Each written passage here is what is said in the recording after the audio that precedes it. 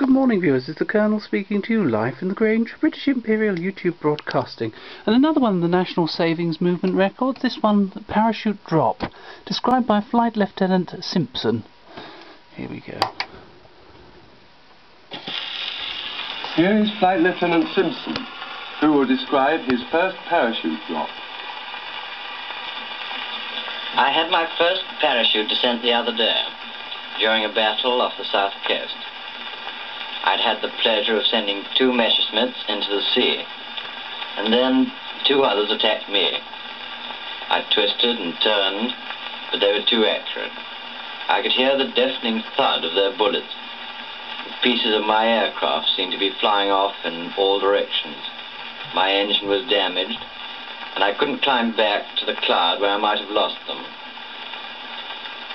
Then came a cold, stinging pain in my left foot. One of their bullets had found its mark, but it didn't hurt. I was about to dive to the sea and make my escape low down when the control column became useless in my hand. Black smoke poured into the cockpit, and I couldn't see. And I knew that the time had come for me to depart. Everything after this was perfectly calm. I was at about 10,000 feet, but some miles out to sea. I lifted my seat and undid my straps and opened the hood. The wind became my ally, and a hand, actually the slipstream catching under my helmet, seemed to lift me out of the cockpit. It was a pleasant sensation. I was in mid-air, floating down so peacefully in the cool breeze. I had to remind myself to pull my ripcord and open my parachute. When the first jerk was over, I swung like a pendulum.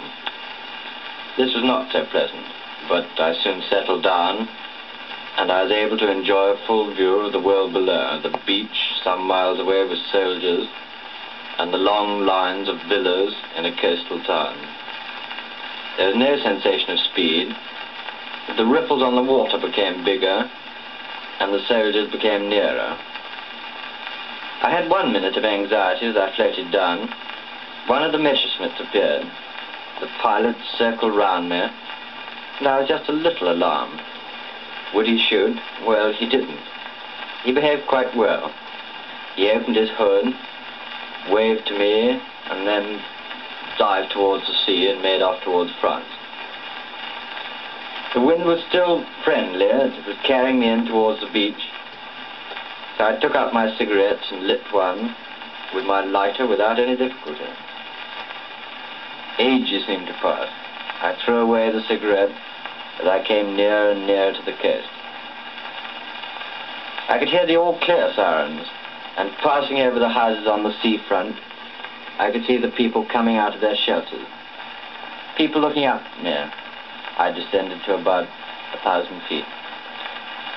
I began to sway a little, and I could hear my parachute flapping, like the sound of a sail in a small boat. The soldiers' faces were quite clear, but I must have looked English, even at 1,000 feet, which was comforting. For the first time since the enemy pilots circled around me, I became anxious. Was I to end my escapade by being banged against a seaside villa? It didn't seem possible that I could reach the fields beyond. Well, the journey ended in a cucumber frame, after I'd pushed myself free of a house with my foot. It was the first time I'd ever bailed out, and really one of the most enjoyable experiences of my life. Wings for victory! Well, there we go, viewers. That's really quite extraordinary, isn't it? Thank you, and goodbye.